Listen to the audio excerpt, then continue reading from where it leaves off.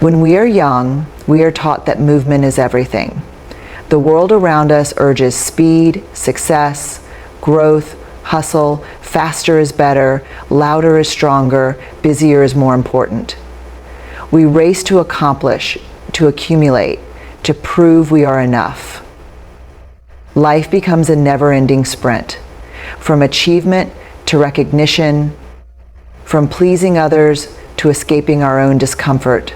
But somewhere along the way, often after heartbreak, loss, or simply the passing of time, we begin to wonder, what if the answers we seek aren't in the chase, but in the pause? In the later years of life, that wondering becomes knowing. Stillness, once mistaken for laziness or stagnation, reveals itself to be one of the most powerful forces on earth. In stillness, everything false falls away. In stillness, you meet yourself. Not your roles, not your title, not your identity in someone else's story, but your true eternal self.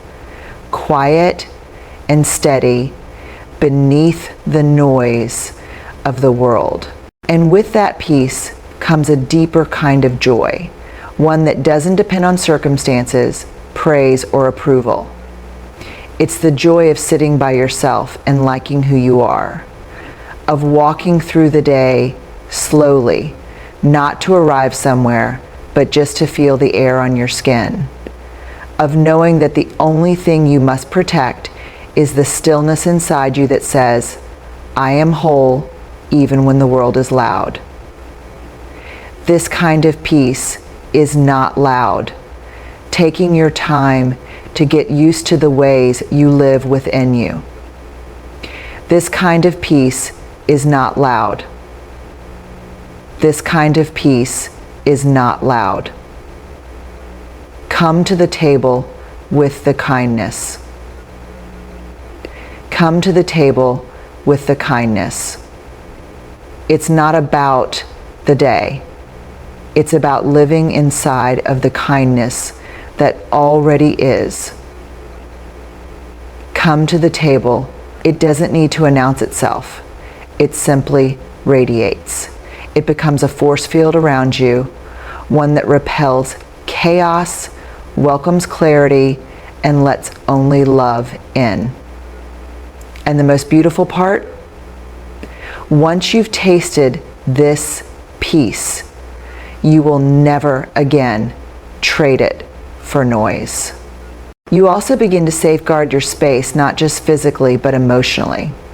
You surround yourself with softness, people who speak gently, who listen more than they judge, who let you be. You recognize how rare such souls are, and you honor them. You prune your life like a wise gardener, removing what no longer blooms so something quieter, stronger, and truer can grow. You no longer apologize for your boundaries. You no longer fear disappointing others. You stop explaining why you need rest, why you didn't answer the phone, why you said no. You simply honor your needs. Because finally, you believe they matter. You know now that peace is not found in doing everything for everyone. It's found in knowing when to say, this is enough. Where once you might have attended every gathering out of obligation, now you stay home and find joy in silence, in slowness, in simplicity. You trade noise for nourishment, books instead of small talk, nature instead of confrontation, prayers instead of complaints. And in that shift, you start to thrive in your own rhythm, not the frantic pace of the world around you. You stop engaging with gossip, with petty disagreements, with emotional tug-of-war dynamics. You learn to smile and not respond. You let others be right if that keeps them happy, because now peace matters more than victory. You realize that your soul was not made to carry the weight of endless opinions or to perform for people who still haven't learned to love themselves. As the years pass, something shifts deep within. The loud urgency of proving, pleasing, and performing softens. Life slows, but your clarity sharpens. You begin to see with unmistakable simplicity what was always true but often ignored. Your peace is sacred, and protecting it is not selfishness, it is wisdom. You reach an age where the drama that once pulled you in now repels you. You no longer have the desire to argue in circles, chase closure from those who never offered sincerity, or explain your heart to people committed to misunderstanding you. You finally realize not everything deserves a reaction, and not everyone deserves access to your energy. Peace becomes your compass, not attention, not validation, not applause. You no longer enter every door that opens. You ask, does this disturb my peace? If the answer is yes, you walk away without guilt, without explanation. That's the quiet power that only time can teach. You don't owe anyone the disturbance of your inner stillness. With emotional detachment, your inner world grows quieter, more stable. You carry fewer burdens that don't belong to you. You breathe deeper because you're no longer suffocating under the weight of needing to manage everyone else's emotions. And this freedom gives you room to feel the things that truly matter: gratitude, joy, reverence, love that flows without demand. Emotional detachment, then, is not the end of caring. It is the beginning of caring wisely.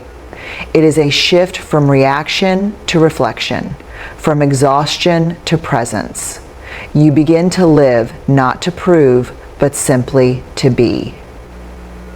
And that in itself becomes the most powerful way to exist.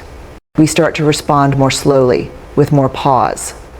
We learn the art of letting people misunderstand us. We become okay with not explaining ourselves. We no longer waste time trying to defend our intentions to people committed to misunderstanding them. Our detachment isn't coldness, it's self-respect. We've learned the value of preserving our emotional resources, and we no longer spend them recklessly. And with that comes something else: peace. Not the kind that comes from everything going well, but the kind that comes from knowing you'll be okay, even when it doesn't. You become rooted in yourself. You no longer seek approval to feel worthy. You no longer fear distance, rejection, or silence. You've walked through enough fires to know your soul can't be singed by someone else's opinion. Emotional detachment also frees us from personalizing everything. We no longer interpret every silence as rejection, every disagreement as betrayal, every distance as a reflection of our worth.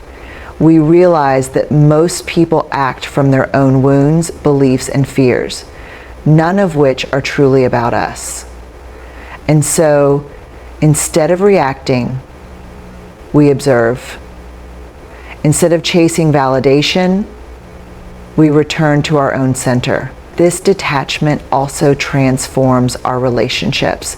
We stop trying to control how people see us, stop trying to fix them, stop trying to rescue those who don't want to be saved.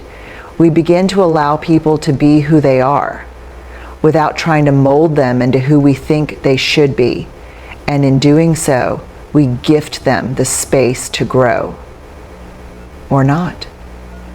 But we are no longer responsible for their evolution, only our own. In youth, our emotional landscapes are volatile. We feel everything deeply, immediately, and we believe we must respond to everything with equal intensity. Someone insults us, we defend ourselves.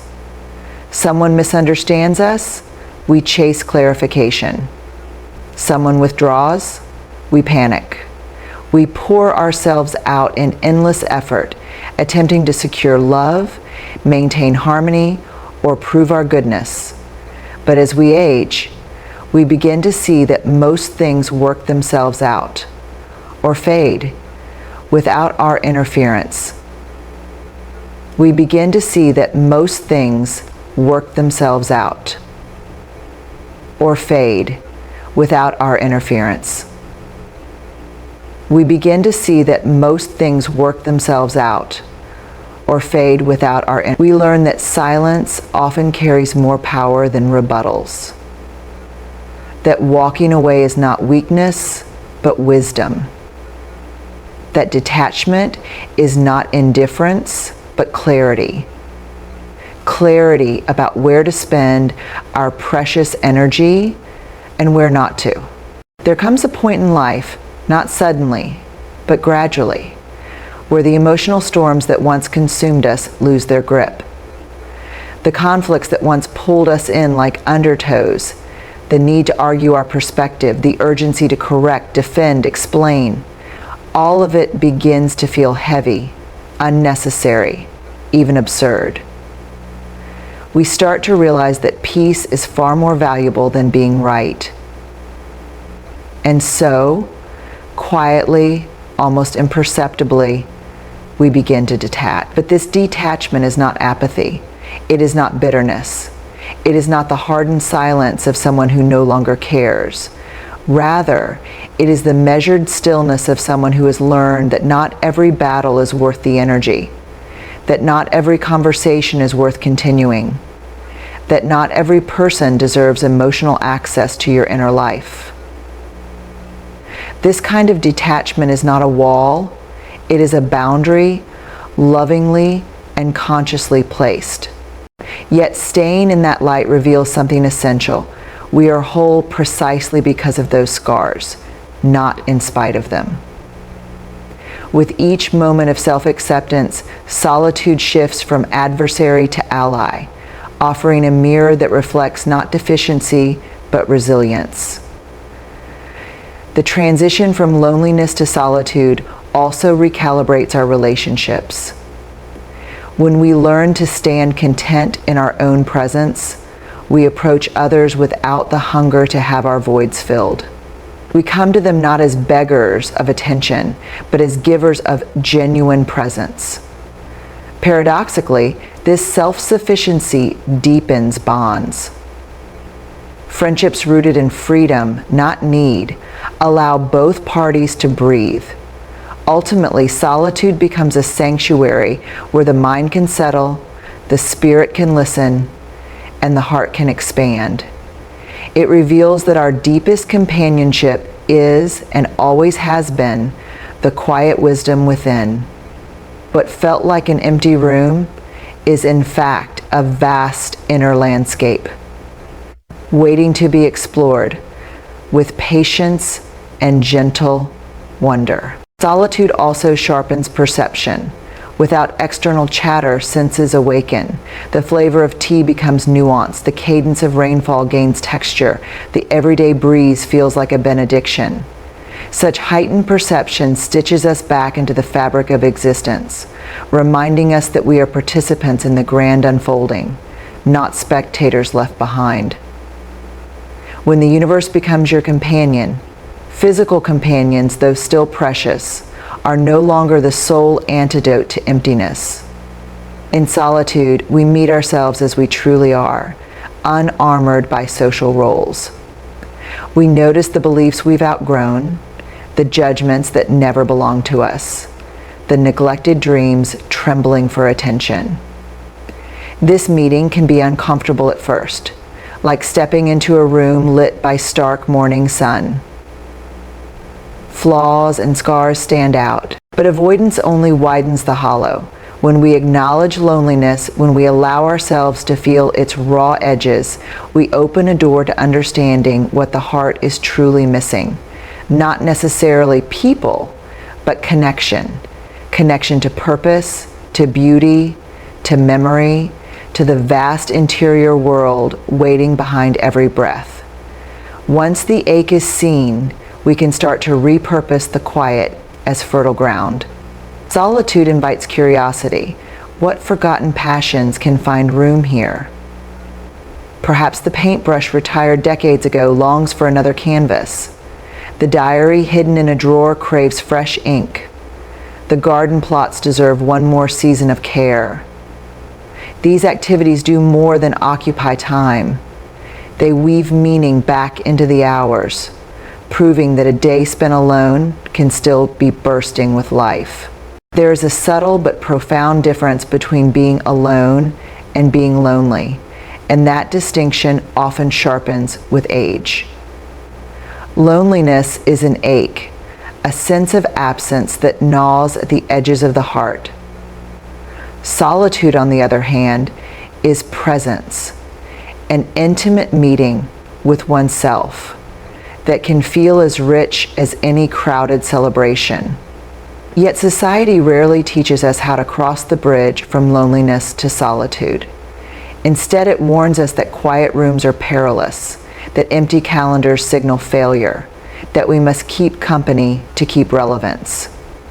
In truth, the opposite can be equally powerful. Learning to inhabit our own company can turn the echoing chambers of old age into halls of profound discovery. Transforming loneliness begins, paradoxically, with admitting its sting. It is tempting to drown the discomfort in distractions, television murmurs, social media scrolls, polite gatherings where conversation hovers safely on the weather, not from fear of rejection, but from fullness of heart. And when you no longer strive to please everyone, you begin to attract the ones who love you for who you are, not for how well you perform. That is the beauty of this stage of life. You don't need to explain why your peace matters. You don't need to exhaust yourself trying to keep the peace outside while you're crumbling inside. You learn that the only real peace is the kind you carry within, and that peace is sacred. You weren't born to be everyone's solution. You weren't put here to be convenient. You were born to live in truth, to grow in wisdom, and to rest in the quiet knowledge that you are enough as you are, not as others need you to be. You stop fearing disapproval. Instead, you return to yourself. You begin to ask, what brings me peace? What feels right in my bones? What honors my truth even if it doesn't please the room?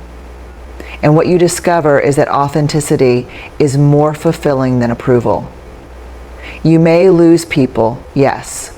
You may be misunderstood. You may even be called selfish.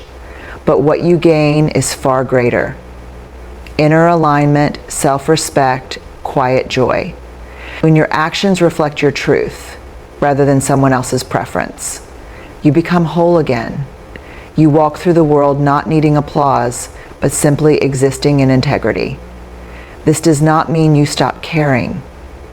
It means you care without bending. You love without losing yourself. You support others without abandoning your own needs. You become the kind of person who chooses kindness from strength. You smile when you're hurting, all to maintain harmony in rooms that don't honor your truth. And little by little, the weight of that self-betrayal becomes unbearable. In old age, we begin to see through the performance. We begin to count the cost of always pleasing, the friendships that felt one-sided, the family dynamics that drained us, the opportunities missed because we were too afraid to upset someone. We realized that no matter how kind, generous, or accommodating we were, someone always found fault anyway. That's the nature of expectations. They multiply and shift like sand. And no matter how well you mold yourself to fit one person's desires, someone else will always see you as lacking. There comes a time when you simply step out of that cycle, not in anger, but in clarity. You stop twisting yourself to make others comfortable. You stop chasing affection. One of the most liberating truths that emerges in the later seasons of life is this: you were never meant to please everyone. It takes years, sometimes decades, to shed the illusion that our purpose is to satisfy expectations, smooth over discomfort, be agreeable, be accommodating, be perfect. For most of our lives, we're conditioned to serve the comfort of others. As children, we're rewarded for obedience. As adults, we're applauded for being cooperative, flexible, self-sacrificing. But eventually, the soul begins to whisper something different. Your peace matters too. Trying to please everyone is a silent thief. It steals your identity, one polite compromise at a time. You begin to speak less of what you believe and more of what you think others want to hear. You say yes when you mean no. You show up when you're tired. Silence ultimately becomes an act of trust. We trust that conversation can pause without relationships crumbling, that problems can breathe without immediate solving, that our worth persists without self-promotion. In this trust, we grow humble, and humility is fertile ground for wisdom. It says, there are truths larger than my perspective, forces kinder than my striving, mysteries richer than my explanations. From such soil, compassion sprouts, first toward ourselves, then effortlessly toward others. And so, in the deepening hush of later life, silence is not a retreat, but a return to inner guidance, to cosmic rhythm, to the boundless grace that underwrites every fleeting sound of human life. We sense that the universe functions without our commentary, that seasons change, tides shift, and dawn arrives whether or not we announce it. In recognizing this, the ego loosens its grip, and we feel ourselves part of a vast order rather than isolated performers on a personal stage. Then there is the communion with the unseen. Call it prayer, meditation, or simply presence. Silence is the doorway through which the finite meets the infinite. Words, no matter how eloquent, create boundaries. Silence dissolves them. In that borderless expanse, we encounter a grace unconditioned by achievement. It asks nothing of us, speaks in no human language, yet assures us we are cherished beyond measure. To taste this grace even once is to understand why mystics retreat to deserts and poets cherish dawn. It is less escape than arrival. Intuition does not shout. It flickers like candlelight, illuminating the next small step rather than the entire path. It is in silence that its glow becomes visible. Beyond intuition lies memory, yet memory transformed. In noise, memories are merely stories we retell. In silence, they become teachers, showing patterns and lessons we missed when we lived them. Moments once dismissed or misunderstood reveal their purpose, like constellations connecting once scattered stars. Regrets soften into wisdom, and past kindnesses, both given and received, echo back as blessings, affirming that grace has accompanied us all along. Silence also tunes our ears to nature's counsel, the low rustle of leaves, the unhurried roll of distant thunder, the deliberate rhythm of our own heartbeat. These reminders draw us into harmony with cycles older than civilization. Silence is often mistaken for emptiness, yet it is anything but hollow. It is the quiet chamber where life's most profound melodies resound. In youth, we race to fill every gap with noise. Conversations, music, arguments, opinions. Believing fullness comes from sound. But with the slow unfurling of years, we discover that the grandest spaces, like cathedrals in night skies, are defined as much by what isn't there as by what is. Silence is the cathedral of the soul, an architecture built not from stone, but from breathless stillness. And within that sacred architecture, wisdom waits, patient and unhurried. When we finally sit without speaking, the first voice we hear is often the loudest, the restless chatter of the mind. But if we resist the impulse to break the stillness, the mind's bustle subsides and subtler voices emerge. We begin to hear the soft hum of intuition, the ancient, wordless knowledge that preceded every textbook and teacher. And so in our seasoned years, we give ourselves permission to release the invisible chains of explanation and applause. We speak when the soul nudges us to speak, and we fall gracefully silent when words would merely seek affirmation. We no longer clutch at approval like a lifeline because we have discovered a deeper anchor within, the simple, unshakable fact of our own existence, sufficient and entire. Most of all, letting go safeguards our integrity. When the need to be understood dominates, we are tempted to revise our truth, to shrink or stretch it until it fits the mindset of the listener. But when we stop negotiating for validation, the truth can stand upright and unaltered, even if it stands alone. This steadiness radiates a quiet power. Some will sense it and draw nearer. Others will misunderstand and drift away. Both outcomes are acceptable because neither alters who we are. To walk this path requires courage at first, a willingness to feel the uncomfortable silence that follows when we decline to defend our choices one more time. Soon, however, that silence turns from hollow to holy. It becomes a sanctuary where the heart can rest, knowing it has nothing left to prove and nothing left to hide. Here we find a peace that no compliment can inflate and no criticism can puncture. Nor is it our job to collect praise like trophies on a shelf. Praise is as transient as weather, sunny when we please the crowd, stormy when we fail their expectations.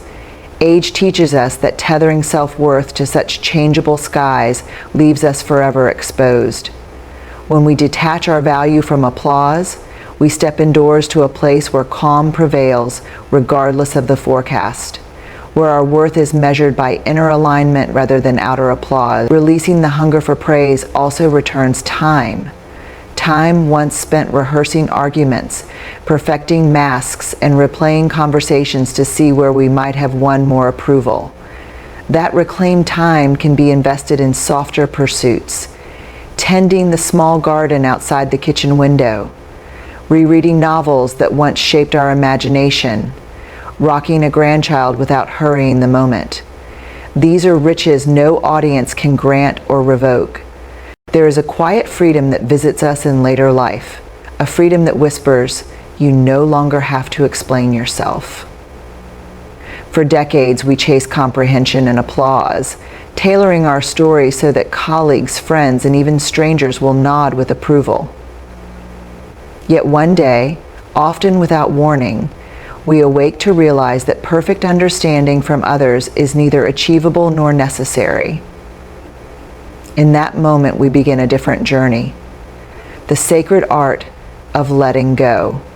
Letting go of the need to be understood is not cynicism, it is clarity.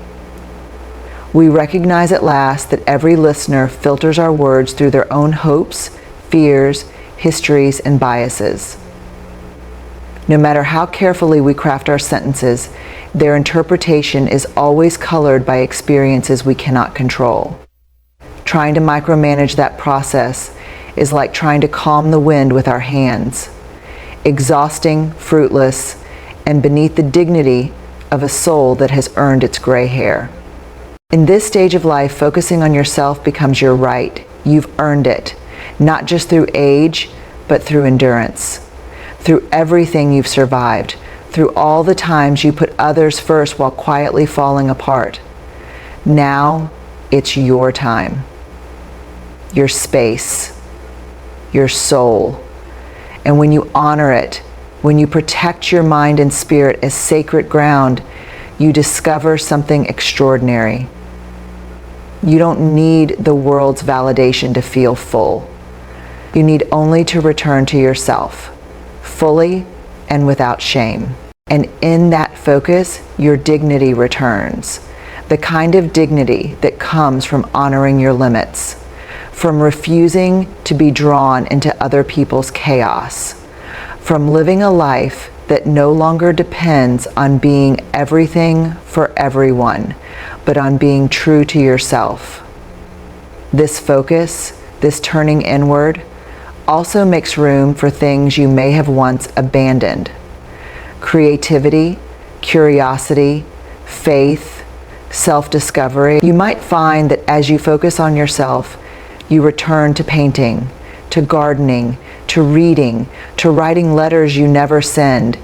You might even find a kind of quiet joy that you had forgotten existed. The joy of simply being, of waking up with no pressure, no guilt, no performance. You no longer feel the need to explain your silence or justify your distance. You no longer feel guilty for choosing solitude over company or stillness over stimulation.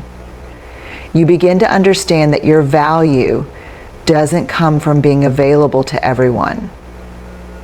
Your value comes from how whole you feel when you are alone, from how safe you feel in your own presence, from how you treat yourself when no one is watching.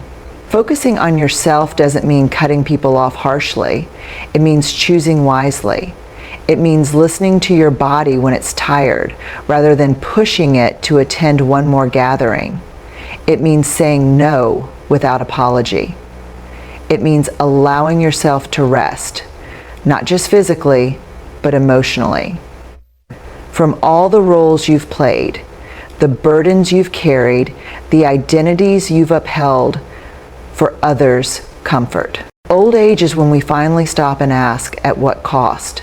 And it is in this sacred moment of reflection that we begin to see the need to focus inward, not as an act of selfishness, but as an act of survival, as an act of healing, as an act of preservation. Because the truth is, not everyone deserves a piece of you. Not everyone should have access to your mind, your heart, or your presence. Not every family member who calls themselves close actually respects your peace. Not every friend who laughs with you would weep for you. And not every conversation is worth having if it leaves you feeling small, confused, or exhausted. In old age, your energy becomes your currency. And unlike in youth, you can't afford to spend it recklessly. When you focus on yourself, your wellness, your peace, your comfort, you create boundaries that protect your mental health. As we grow older, something subtle but profound begins to happen.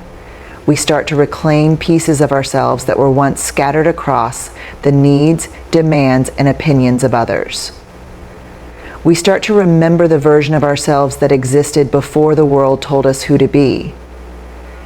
And with that remembering comes a shift.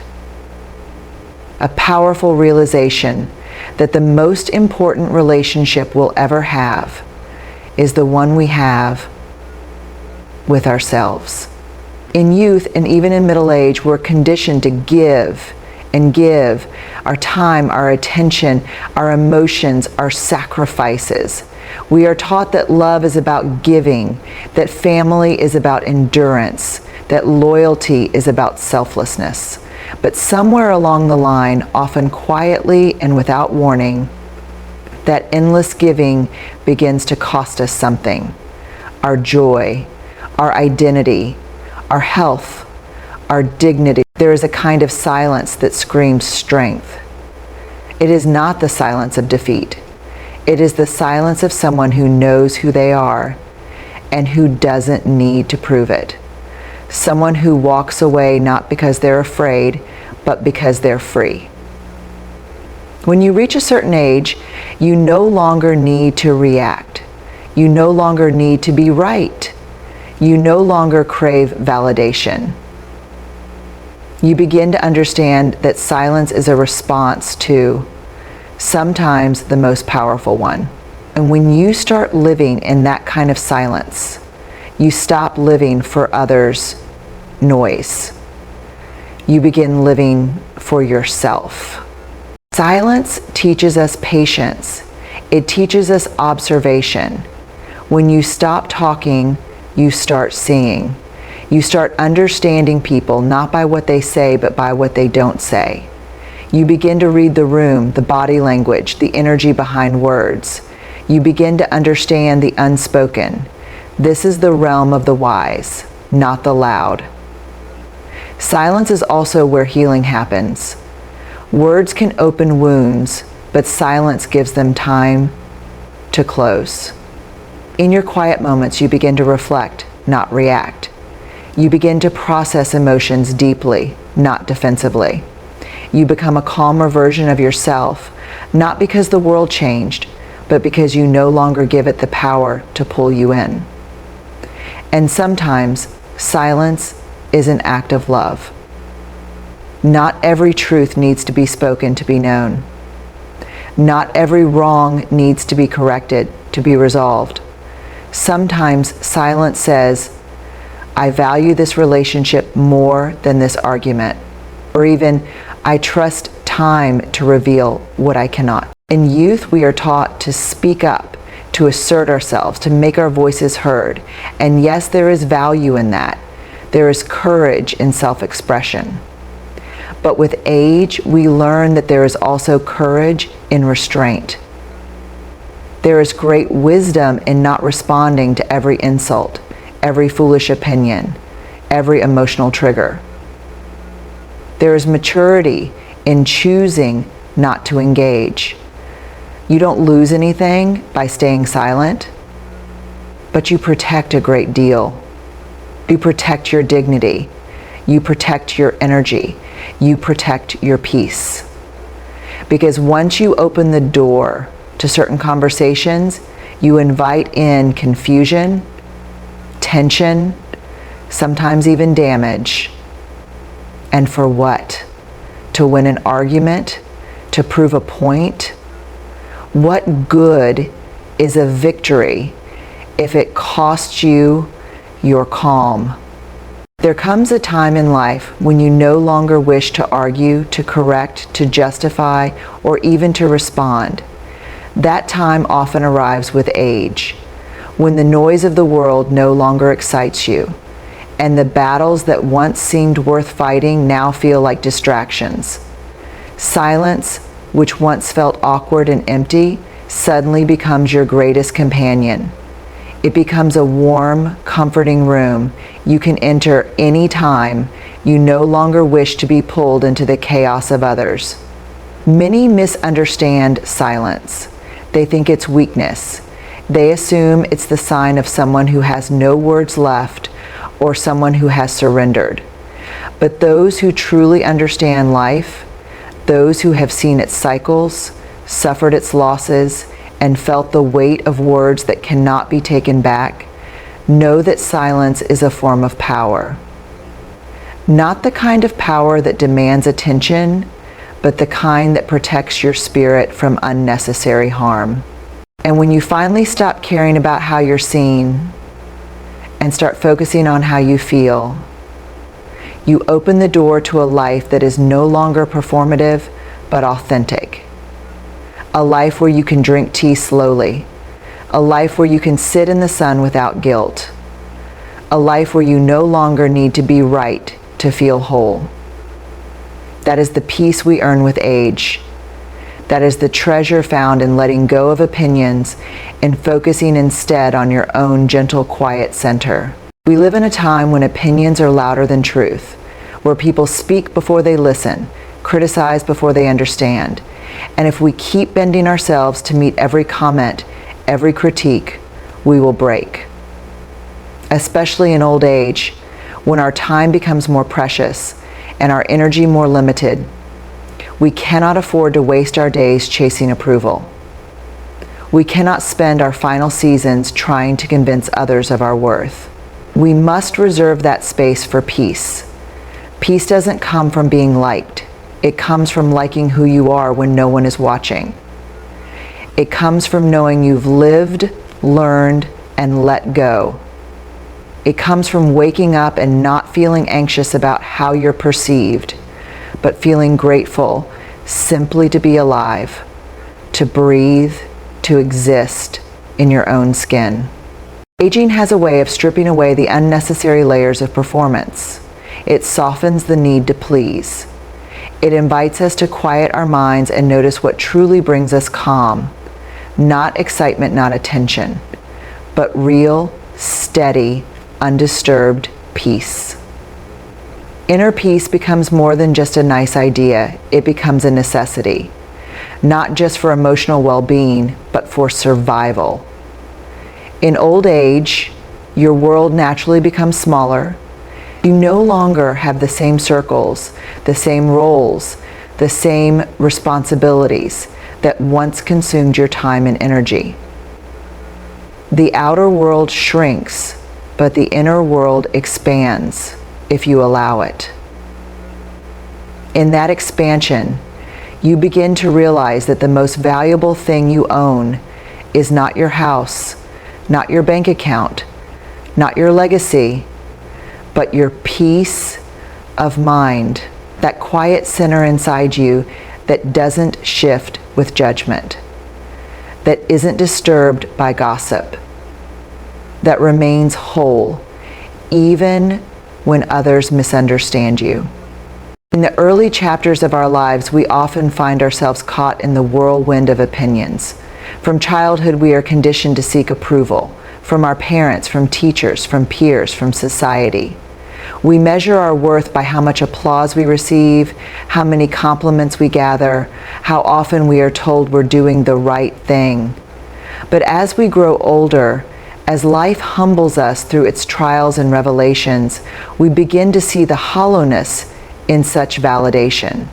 We begin to ask ourselves, who decides what is right for me? Who defines my peace?